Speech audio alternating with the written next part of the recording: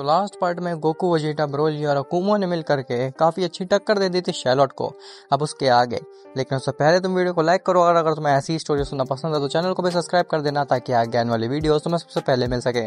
खैर, shallot universe 7 से दूर जाता है और वही सोचता है कि मेरे 50% पावर को ये मॉर्टल्स इतनी आसानी से कैसे सरपास कर गए। क्या यही रीज़न है कि इन्होंने सेलेस्टियल्स को भी मारा था? अगर ऐसी बात है तो फिर मुझे इनको बिल्कुल भी हल्के में नहीं लेना चाहिए।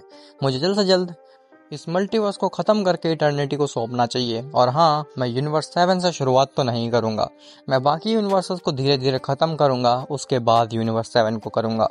क्योंकि अगर मैंने स्टार्टिंग ही यूनिवर्स 7 से की तो हो सकता है कि मैं मारा जाऊँ। अकुमो बीरस के प्लेनेट पे वापस आता है और वो गोकू, वेजिटा से कहता है कि तुम लोगों ने काफ़ी अच्छा परफॉर्म किया। मैंने तो तुम्हें इतना सिखाया भी नहीं है, लेकिन तुम काफ़ी आगे निकल चुके हो सेलेस्टियल्स की फॉर्म में, और अगर ऐसा ही चलता रहा तो तुम मुझे भी सरपास कर जाओगे। खैर, शैलोट पहुंचता है यूनिवर्स 11 में। शैलोट कहता है कि इसी यूनिवर्स से मैं शुरुआत करूँगा, आखिर देखूँ तो कि इस यूनिवर्स का डिस्ट्रॉयर कितना ज़्यादा ही रीजनरेट कर लेगा अपनी बॉडी को। क्या वो मेरे 50% पावर के सामने भी टिक पाएगा या फिर नहीं। जिसके बाद शैलोट पहुंचता है सीधे जिरन के पास में। जिरन कहता है तो फिर तुम दोबारा आ गए मेरे पास, क्या चाहते हो? पिछली बार तुम मुझसे डर के भाग गए थे, लेकिन इस बार अगर तुमने ऐसे कायरों वाले काम किए तो मैं तुम्हें ढूंढ के मारूंगा, फिर तुम कहीं भी किसी भी मल्टीवर्स में क्यों ना हो। शैलोट कहता है इस बार वो ज़रूरत ही नहीं पड़ेगी। जिरन कहता है अगर ऐसी ही बात है तो फिर ठीक है। जिसके बाद जिरन शैलोट को ललकारता है फाइट के लिए और कहता है क्या तुम्हें याद है कि हमारे बीच में फाइट अधूरी रह चुकी है? शैलोट कहता है मुझे पता है, इसीलिए मैं यहाँ पे आया हूँ। जिरन अपनी डिस्ट्रॉयर वाली फॉर्म में ट्रांसफॉर्म होता है और वो अटैक करता है शैलोट के ऊपर, लेकिन क्योंकि शैलोट अब 50% पावर का इस्तेमाल कर रहा था तो जिरन उसके आसपास भी नहीं आ पा रहा होता। शैलोट के आसपास एक ऐसा ऑरा क्रिएट हो गया था जिससे कि जिरन नहीं सरपास कर पाता।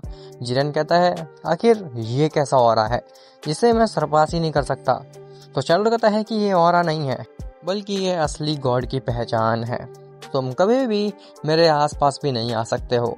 तभी जिरन अपने डिस्ट्रॉयर की फॉर्म का इस्तेमाल करता है और वो काफ़ी नज़दीक तक पहुंच जाता है शैलोट के।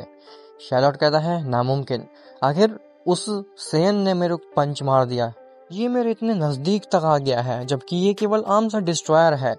आखिर इनके शक्ति का राज क्या है? आखिर ये इतने ताकतवर कैसे बन जाते हैं? कहीं ऐसा तो नहीं कि इस मल्टीवर्स के क्रिएशन के समय में सेलेस्टियल से कुछ गलती हो गई हो। खैर, फिलहाल मुझे इस जिरन को मारना होगा। जिसके बाद शैलोट मार देता है जिरन को, लेकिन जिरन दोबारा से रीजनरेट कर जाता है। जिरन कहता है कि तुम कितनी ही कोशिश क्यों ना कर लो, तुम मुझे नहीं मार सकते हो। शैलोट कहता है अगर ऐसी बात है तो फिर ठीक है, मुझे तुम्हें मारने में और टाइम बर्बाद नहीं करना।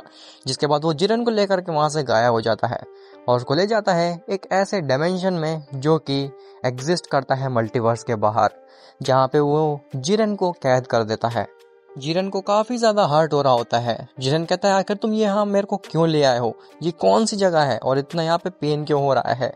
तो शैलोट बताता है कि ये तुम्हारा मल्टीवर्स नहीं है, ये कोई दूसरा ही डायमेंशन है।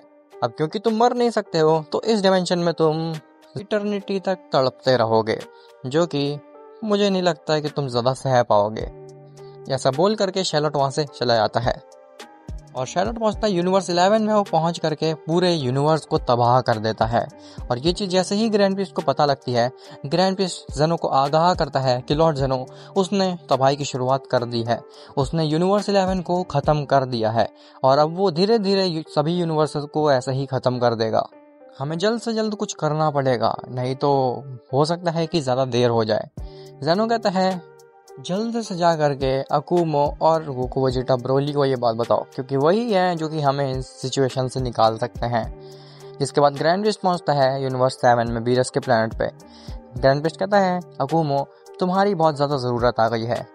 अकुमो पूछता है कि कैसे ज़रूरत?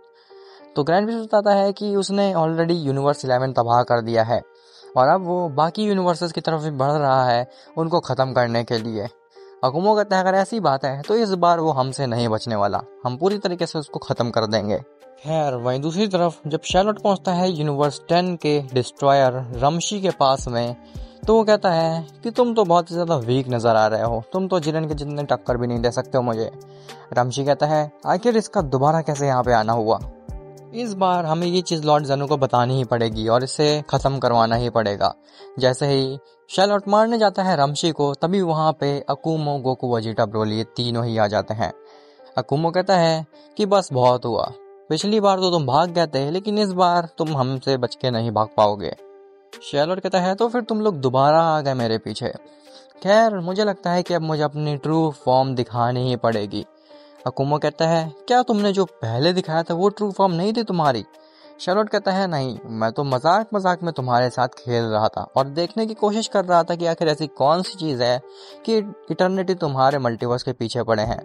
लेकिन अब क्योंकि मैं ये जान चुका हूँ कि तुम्हारा मल्टीवर्स एक आम मल्टीवर्स नहीं है, इसीलिए मैं अपनी ट्रू फॉर्म दिखाऊंगा और तुम्हारे मल्टीवर्स को ख़त्म करके इटर्निटी का वादा पूरा करूंगा।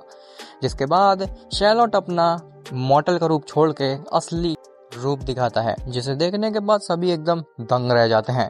अकुमो कहता है ये नहीं हो सकता, क्या तुम वही हो जो मैं सोच रहा हूँ? तो द क्रिएटर ऑफ ऑल कहता है कि हाँ तुम सही समझे, मैं वही हूँ। गोकू कहता है क्या आप इसे जानते हैं? तो अकुमो बताता है कि हाँ ये वही है, द क्रिएटर अबव ऑल, जिसके बारे में मैंने तुम्हें बताया था, जो कि इटर्निटी का लेफ्ट हैंड है। द क्रिएटर अबव ऑल कहता है कि बस बहुत बात हो गई, अब तुम्हें ख़त्म करने का समय आ ही चुका है। जिसके बाद अकुमो कहता है कि जब तक मैं जिंदा हूँ इस मल्टीवर्स को कोई कुछ भी नहीं कर सकता है। और ऐसा बोलते ही सभी सेयंस ट्रांसफॉर्म होते हैं अपनी सेलेस्टियल वाली फॉर्म में और वो काफ़ी अच्छी टक्कर देने लगते हैं द क्रिएटर अबव ऑल को। लेकिन द क्रिएटर अबव ऑल जब अपने पूरे पोटेंशियल का इस्तेमाल करता है तब सभी सेयंस, इवन वो डिस्ट्रॉयर भी कुछ भी नहीं कर पाते। द क्रिएटर अबव ऑल उस रमशी को काफ़ी बुरी तरीके से अधमरा कर देता है और वो सेयंस को भी काफ़ी बुरी तरीके से मार देता है, इतना कि अब सेयंस में इतनी ताकत ही नहीं बची थी कि वो दोबारा से लड़ सकें। द क्रिएटर ऑफ ऑल कहता है बस बहुत हुआ, अब मैं डायरेक्ट इस पूरे ही मल्टीवर्स को ख़त्म कर दूंगा। पहले तो मैंने सोचा था कि एक एक यूनिवर्स को तड़पा तड़पा के ख़त्म करने में मज़ा आ रहा है, लेकिन अब तुम लोगों ने मुझे बहुत ज़्यादा परेशान कर दिया है, अब मैं डायरेक्टली इस पूरे मल्टीवर्स को ही ख़त्म कर दूंगा। जिसके बाद द क्रिएटर ऑफ ऑल जैसे ही अकुमो और सभी सेयंस को मारने जाता है वैसे ही वो रुक जाता है। गोकू कहता है क्या हुआ, आखिर तुम हमें मार क्यों नहीं रहे हो? तभी द क्रिएटर अबव ऑल बीच से कट जाता है और उसके पीछे ज़ेनो उस क्रोनो सॉर्ड को लिए खड़ा होता है। अकुमो कहता है कि लॉर्ड ज़ेनो आपने उस क्रोनो सॉर्ड का इस्तेमाल किया, वो भी द क्रिएटर अबव ऑल के ऊपर।